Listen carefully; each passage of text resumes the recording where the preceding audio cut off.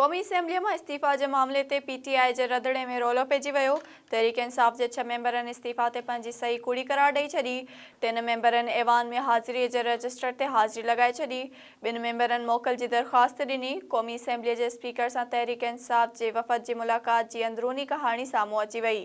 क़ौमी असेंबलीअ जे स्पीकर सां तहरीक इंसाफ़ जी वफ़द जी मुलाक़ात पीटीआई जे केतिरनि ई मेंबरनि तरफ़ां क़ौमी असेंबलीअ जे स्पीकर सां ॻुझे राब्तनि जो इंकशाफ़ थियो आहे। 6 मेंबरनि इस्तीफ़ा ते पंहिंजा दस्तख़त जाली करार ॾेई छॾिया।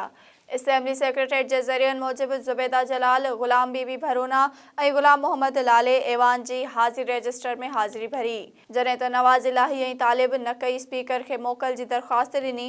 पीटीआई जे असद कैसर, कासिम सूरी, आमिर डोगर ऐं अमजद ख़ान ते ॿधल वफ़द स्पीकर राजा परवेज़ अशरफ सां संदसि चैम्बर में मुलाक़ात कई। पीटीआई जे वफ़द स्पीकर सां ॻाल्हाईंदे चयो त पार्टीअ जी पॉलिसी तहत समूरनि एमएनएज़ इज्तिमाही तौरु इस्तीफ़ाऊं ॾिनियूं आहिनि।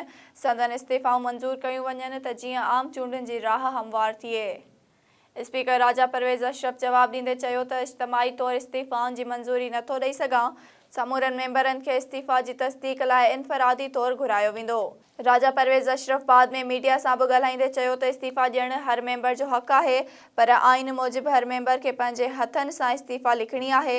हर मेंबर खे पंहिंजे इस्तीफ़ा जी स्पीकर आॾो पेश थी तस्दीक़ कराइणी आहे। पीटीआई जा मेंबर स्पीकर राजा परवेज़ अशरफ सां मुलाक़ात खां पोइ वापसि रवाना थी विया ऐं चयो त पार्टी चेयरमैन इमरान ख़ान खे सूरत हाल खां आगाह करण खां पोइ तव्हां सां राब्तो कयो वेंदो।